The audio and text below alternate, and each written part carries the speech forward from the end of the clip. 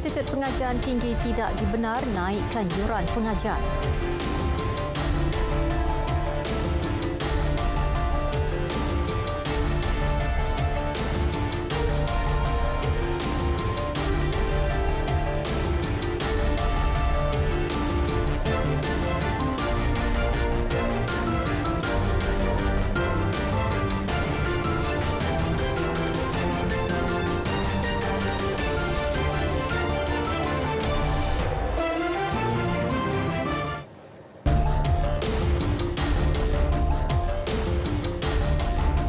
Assalamualaikum dan salam keluarga Malaysia. Anda bersama saya Miza Usni Muhammad dalam berita tengah malam dan kita mulakan dengan perkembangan pergerakan lalu lintas di lebuh raya utama negara dan aliran trafik ke pantai timur dikesan bergerak perlahan di beberapa lokasi berikutan peningkatan jumlah kenderaan. Jadi untuk paparan lanjut kita langsung bersama Suhil Muhammad Noor di Plaza Tol Gombak. Silakan Suhil. Baik Miza, saudara, setelah hampir 2 tahun inilah yang dinantikan keluarga Malaysia untuk pulang ke kampung halaman masing-masing untuk menyambut Hari Raya Aidilfitri. Apa yang anda nampak di belakang saya ini, trafik sedikit perlahan berikutan pertambahan jumlah kenderaan menghampiri Plaza Tol Gombak arah timur sejak jam 9.30 malam tadi. Namun trafik lancar selepas tol. Kesesakan dilaporkan di sekitar kilometer 28.7 sepanjang 8 km sehingga ke Genting Sempah. Selain itu, kesesakan lebih 13 km dilaporkan dari Bukit Tinggi terus ke Lentang dan bersambung ke Susur keluar Bentong. Itu perkembangan di lebuh raya Karak, saudara. Sementara itu, di lebuh raya Pantai Timur 1 LPT 1, trafik terkawal. Tiada kesesakan luar biasa dilaporkan hingga ke Kuantan. Dengan keadaan yang sesak ini, saya pasti pengguna lebuh raya di sini sudah menjangkakan keadaan ini akan terjadi dan kesabaran untuk pulang ke kampung tercinta pasti dirasai dan akan hilang tekanan sedikit menghadapi trafik sesak ini apabila dapat menatap wajah keluarga tercinta di kampung halaman. Saudara, pihak ini berhad juga menasihati pengguna jalan raya supaya sentiasa bersabar dalam memandu. Layari Twitter @alalamtrafik, @LPT Traffic dan Facebook Lembaga Lebuh Raya Malaysia @Lebuh Raya Pantai Timur untuk perkembangan terkini. Dan walaupun kerajaan telah memberikan tol secara percuma sehingga 1 Mei tepat jam 11.59 malam, nanti pastikan kesesakan yang berlaku bukanlah berpunca dari anda yang tidak mempunyai kadar yang mencukupi dalam nilai tak syenggol anda. Ingat saudara, jadilah pemandu yang berhemah. Jika tidak dapat ingat saya, tak apa. Tapi ingatlah keluarga tercinta yang menanti anda di kampung halaman masing-masing untuk merayakan Hari Raya Aidilfitri tahun ini. Sekian sahaja laporan saya di Plaza Tol Gombak ini. Terus setia bersama RTM untuk laporan trafik terkini. Seterusnya kita ke Plaza Tol Ipoh Utara pula bersama rakan setugas saya Ain di sana. Silakan Ain. Ketika ini jumlah kenderaan di lebuh raya Utara Selatan Plus mencatatkan peningkatan, namun keadaan ini masih lagi terkawal.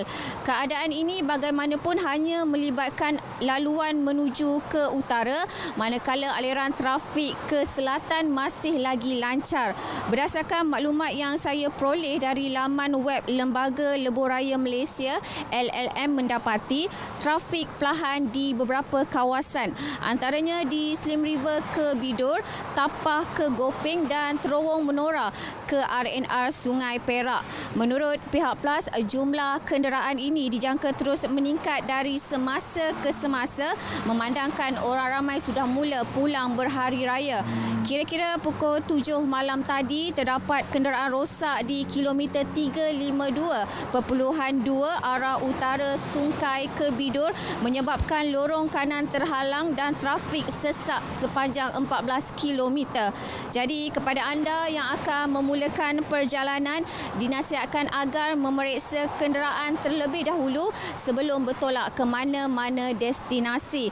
Sepanjang Ops Selamat ini, Jabatan Siasatan Penguatkuasaan Trafik JSPT Bukit Aman juga akan menggunakan drone bagi merakam kenderaan yang melakukan kesalahan, termasuk kesalahan memotong barisan, menggunakan lorong kecemasan berlawanan dan melanggar lampu isyarat.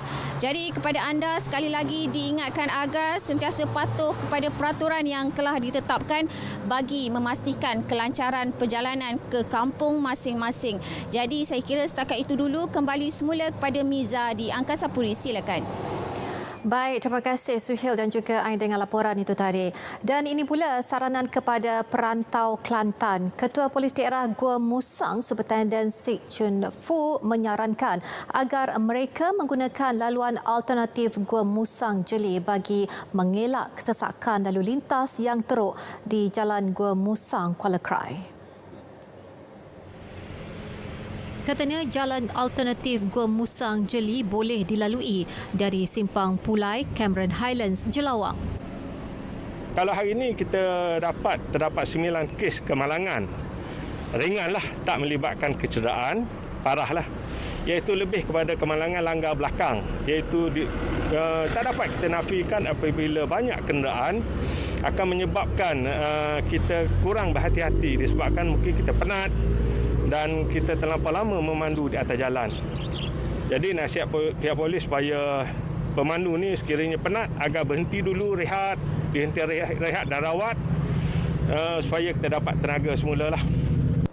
Beliau turut menasihatkan pengguna jalan raya supaya berhati-hati ketika melalui 7 kawasan kerap kemalangan, antaranya Jalan Persiaran Raya kilometer 20 hingga 35 Jalan Gua Musang Kuala Krai dan kilometer 56 ke 58 Jalan Gua Musang Kuala Krai. Beliau berkata demikian selepas menyampaikan pak makanan kepada perantau pada program Op Selamat ke-18 di stesen timbang Jabatan Pengangkutan Jalan JPJ Tanah Putih Gua Musang. Institut Pengajian Tinggi IPT tidak dibenarkan menaikkan yuran pengajian mereka dan ia berdasarkan keputusan Kementerian Pengajian Tinggi KPT yang menetapkan moratorium ke atas kenaikan yuran sejak semester kedua sesi akademik 2019-2020 susulan pandemik COVID-19. KPT dalam satu kenyataan menjelaskan ketika ini kerajaan masih menanggung sepenuhnya kos operasi universiti awam. Sumber kewangan yang disediakan oleh kerajaan masih mampu untuk membolehkan universiti awam melaksanakan tanggungjawab dalam memberikan pendidikan kepada warga negara. Kenyataan sama juga memaklumkan KPT menetapkan moratorium ke atas yuran pengajian bagi IPT atas dasar keprihatinan dan cakna kebajikan rakyat khususnya para pelajar ketika negara baru saja memasuki fasa peralihan ke endemik. Sebarang pengubahsuaian kenderaan persendirian menggunakan lampu beacon atau strop perlu mendapat kebenaran Jabatan Pengangkutan Jalan JPJ. Jika gagal berbuat demikian, tindakan tegas akan dikenakan. Kenyataan Ketua Pengarah JPJ Datuk Zalani Hashim memaklumkan hanya kenderaan rasmi jabatan yang terlibat dengan tugasan kecemasan dibenar untuk melakukan pengubahsuaian tersebut, antaranya ambulans dan kenderaan milik bomba, kastam, polis serta JPJ. Kesemua kenderaan tersebut dibenar mendapat hak laluan kenderaan lain di jalan raya dengan cara menyalakan lampu strop, juga membunyikan siren serta hon dua nada dengan syarat pemandu kenderaan itu tidak memandu secara berbahaya, cuai atau tidak bertimbang rasa. Datuk Zalani mengulas video tular di laman sosial yang memaparkan sebuah kereta persendirian jenis Toyota Wildfire menggunakan lampu strop dan membunyikan hon memaksa pengguna jalan raya lain terpaksa memberi laluan. Pemilik kenderaan tersebut telah dikenal-pasti dan tindakan penguatkuasaan akan segera diambil. Tempoh rayuan bagi permohonan bantuan keluarga Malaysia BKM akan dibuka selama sebulan mulai 2 Mei ini bagi membantu mereka yang tidak lulus dalam permohonan terdahulu. Menteri Keuangan Tengku Datuk Seri Zafrul Tengku Abdul Aziz berkata tempoh itu diberikan kerana kerajaan sedar masih ada rakyat yang layak menerima BKM tetapi belum didaftarkan di dalam pangkalan data kerajaan. Proses rayuan ini juga bagi memastikan bantuan dapat disampaikan kepada mereka yang benar-benar memerlukan dan pemohon boleh mengemukakan rayuan berserta dokumen yang berkaitan untuk disemak semula oleh Lembaga Hasil Dalam Negeri LHDN.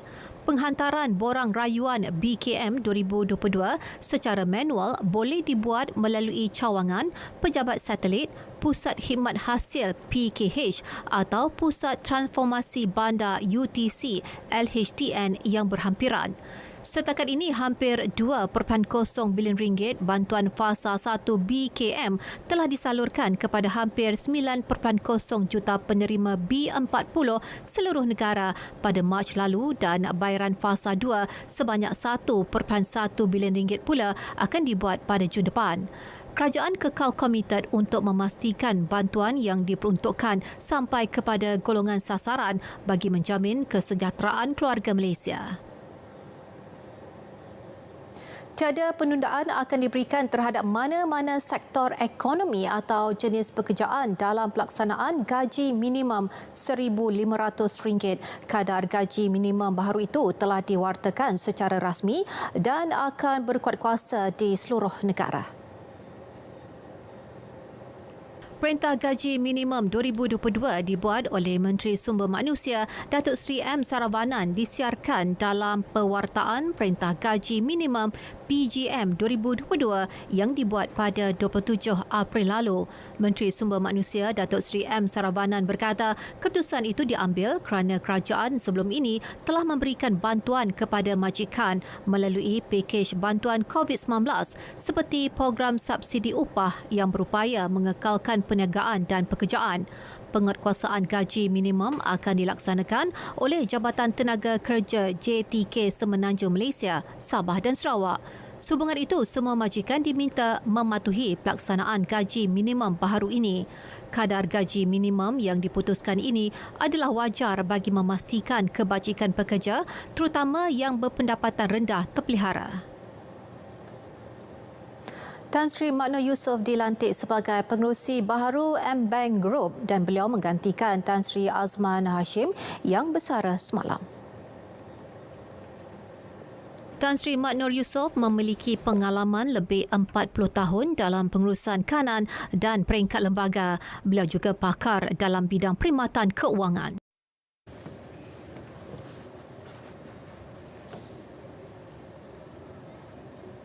Aku Ayat, ini kisah keluarga aku. Kerajaan memutuskan supaya sempadan negara dibuka pada 1 April 2020. Ha? Boleh? Ya Allah, Alhamdulillah. Waalaikumsalam. Jom balik, Noni. InsyaAllah kita berkumpul. Baguslah kalau balik.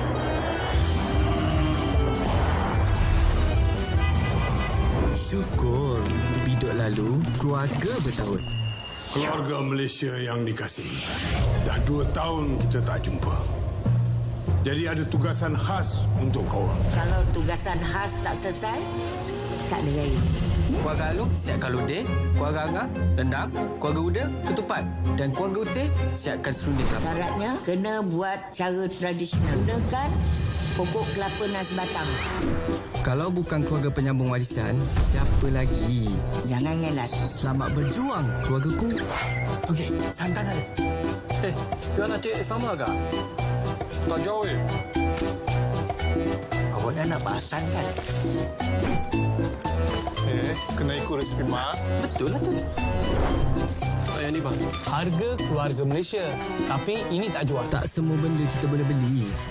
Kalau anak-anak saya datang nak beli barang berasaskan pokok kelapa, jangan dijual. Saya nak dia gunakan cara tradisional dari pokok kelapa dan sebatang. Nikmat berkeluarga tiada gala ganti. Rangkum semua, cungkil kebersamaan. Baru dan lama, sama-sama beri makna. Tengok ni, lidi ni sebatang. Senang je patah. Kalau kita kumpul, macam itulah. Kalau bersama, kita jadi kuat. Yang susah pun jadi senang. Betul kata ibu. Pupuk kebersamaan, baru keluarga Malaysia.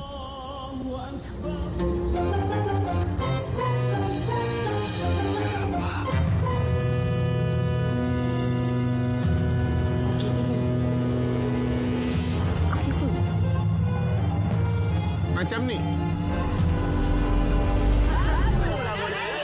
Di kesempatan ini, saya sekeluarga ingin mengucapkan Selamat Hari Raya Aidilfitri kepada seluruh keluarga Malaysia yang beragama Islam walau di mana anda berada. Raya Keluarga Malaysia, Syawal diraih, nikmat disyukuri. Maaf zahir dan batin.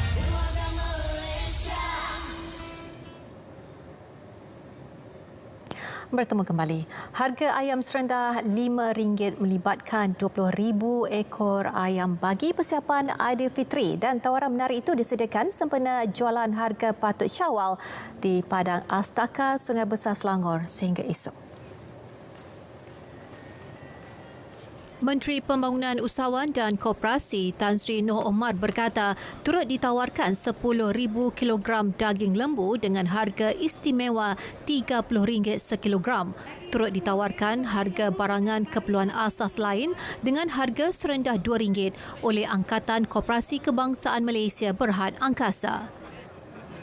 Jualan murah ini akan bermula hari ini dan sampai besok, di mana di antara barang yang dijual yang mendapat sambutan daripada rakyat ialah ayam. Ayam kita jual 1 ekor RM5 saja. Tapi maksimum tak boleh lebih 2 ekor lah satu orang.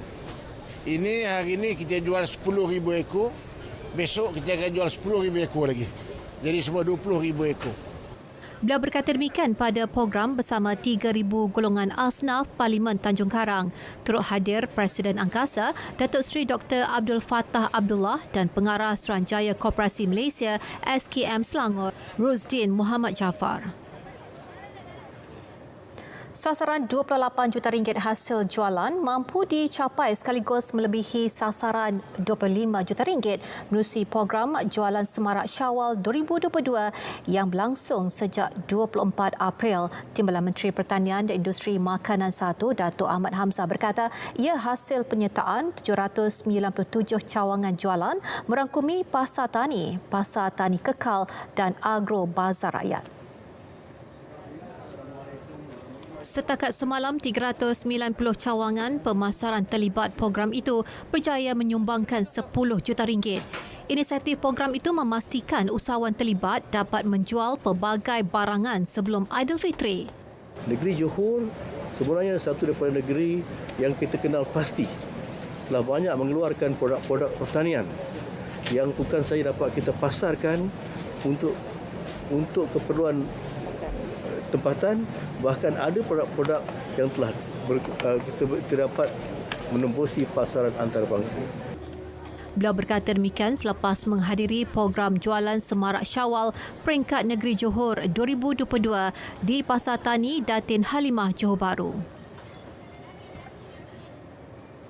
Sementara itu, RM1.5 juta nilai jualan disasar Lembaga Pemasaran Pertanian Persekutuan Farma Melaka menerusi program Jualan Semarak Syawal. Exko Pembangunan Luar Bandar, Pertanian dan juga Industri Asas Tani Negeri, Datuk Abdul Razak Abdul Rahman berkata program yang bermula sejak 24 April hingga Isnin ini menyediakan jualan barangan keperluan Aidilfitri dengan harga berpatutan. Lebih 300 peniaga mendapat manfaat menerusi ruang jualan dan promosi khas Syawal dari 85 outlet pemasaran yang disediakan di seluruh Melaka. Outlet berkenaan terdiri daripada 9 pasar tani, 5 agrobazar rakyat ABR, 21 agrobazar kedai rakyat AKR dan 50 Melaka Agromarket MAM. Di mana selama seminggu kita dah lancar melaksanakan jualan Semarak Aidilfitri ini daripada 24 bulan sampailah 2 Mei nanti kita mensasarkan 1.5 juta jualan di dalam program Semarak Aidilfitri ini. Dan ini salah satu yang idea ini datang daripada Farma sendiri untuk memasarkan pemasaran pengeluaran terutamanya produk-produk yang dihasilkan di peringkat IKS ataupun di peringkat kampung. Kebanyakan tadi ini hari kita tengok semua produk-produk yang dibawa untuk dalam jualan Semarak Aidilfitri ini semua yang berkaitan dengan Hari Raya lah. Beliau berkata demikian selepas melancarkan program berkenaan di Pasar Tani Jasin. Beliau turut memberi jaminan bekalan makanan di Melaka mencukupi termasuk telur sepanjang musim perayaan ini. Baik, seramai 1,200 orang ibu tunggal, anak yatim dan asnaf di Dewan Undangan Negeri Nenggiri di Gua Musang, Kelantan menerima sumbangan zakat untuk sambutan Hari Raya Aidilfitri. Ahli Dewan Undangan Negeri Nenggiri Abdul Aziz Yusof berkata sumbangan tahunan tersebut bagi menceriakan dan membantu golongan memerlukan. Ya, hari ini kita mengadakan program pengagihan bantuan kepada 3 golongan utama, iaitu golongan armalah ataupun ibu tunggal, golongan anak yatim dan juga asnaf, di mana melibatkan seramai 1,200 orang daripada Tun Nenggiri yang kita agihkan pada pagi tadi dan juga sebentar tadi kepada asnaf. Bantuan ini sebahagiannya ialah sumbangan daripada kerajaan negeri sebanyak 60,000, di mana 50,000 untuk golongan armalah ataupun ibu tunggal, 10,000 untuk anak yatim. Jadi yang selebihnya seramai 1,200 orang yang kita agihkan ini adalah sumbangan daripada pihak swasta. Beliau berkata demikian selepas menyampaikan wang zakat kepada penerima di Dewan Komuniti Kesedar. Ketika umat Islam sedang sibuk melakukan persiapan untuk menyambut Aidilfitri, mereka pula diuji apabila rumah mengalami kerosakan akibat ribut. Begitulah nasib penghuni 8 buah rumah di daerah Yan Kedah yang ditimpa musibah. Penduduk yang ditemui berkata kejadian berlaku antara pukul 10 malam hingga 11 malam ketika kebanyakan mereka masih berada di masjid menunaikan solat sunat tarawih. Hujan lebat berserta angin kencang menyebabkan bumbung rumah mereka diterbangkan angin. Selain rumah dipenuhi air, peralatan elektrik dan perabot turut rosak. Lantaran itu, Aidilfitri kali ini disambut secara sederhana sahaja. Malam tu saya ada rumah tunggu anak malam tu. Kebetulan pula malam tu tak keluar ke laut. Orang rumah tak ada pergi masjid. Anak pergi masjid. Tinggal kami 2 orang. Lebih kurang pukul 10.30 tu kejadian tu ini jadi. Sekali dengan gurus, sekali dengan kilat semua cukup. Peram ni diangkat seketui terus pitak tengah bendang. Banyak kali dah. Dekat dah bukan puasa sekali. Berkali tak tahu terlupa dah tu. Dan nak makan puasa tu memang ribut pula. Jadi juga. Ni nak raya ni macam mana? Nak raya sini ke raya rumah nak? Ya ada rumah lah. Mereka ajak ada ayah apa mereka. Untuk tak mahu untuk raya potuk. Ayak banyak macam mana nak raya? Ayak tak ada dah. Sementara itu, prihatin dengan nasib yang menimpa penduduk terlibat, Ahli Parlimen Jerai Sabri Aziz tampil menghulurkan sumbangan wang tunai selain bantuan seperti toto dan peralatan membersihkan rumah. Dia orang ni berpindah. Tapi oleh kerana rumah ni menjadi rumah nostalgia, rumah pusaka. Jadi ada lagi ruang-ruang yang tuan rumah ni boleh duduk. Jadi kita bagilah sikit bantuan untuk hari raya dan insya-Allah saya akan cuba pantaulah dari semasa ke semasa rumah ni. Antara kawasan yang terjejas dalam kejadian ribut itu adalah Kampung Kuala Dulang Kecil, Kampung Kuala Sedaka, Taman Muafakat dan Kampung Sungai Tongkang.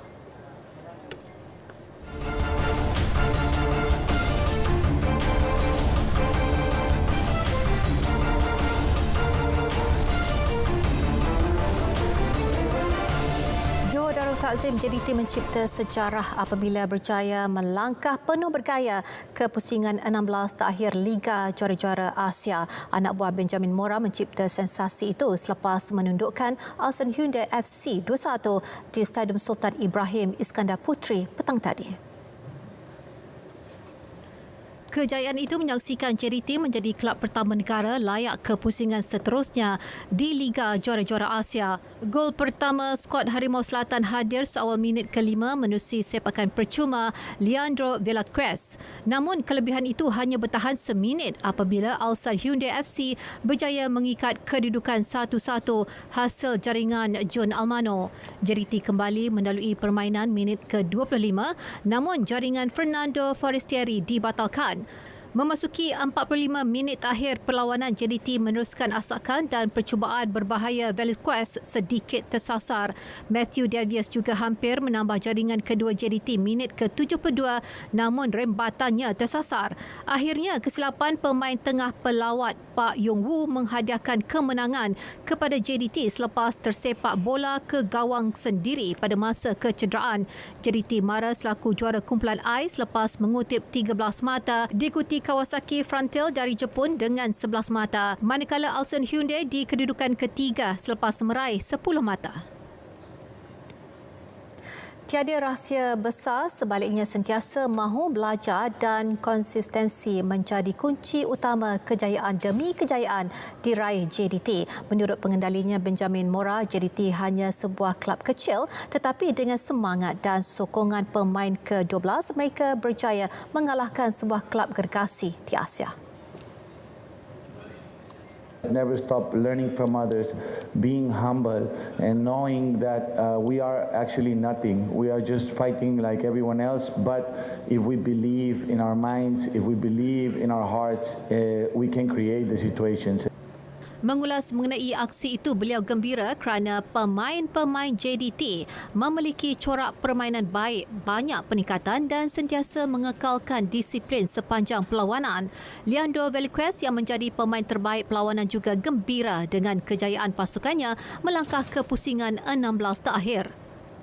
No, la verdad que muy feliz por nosotros, por todo el staff, por nuestro jefe, por mis compañeros, orgulloso. La verdad que hicimos un gran esfuerzo desde el primer día que empezó esta competición.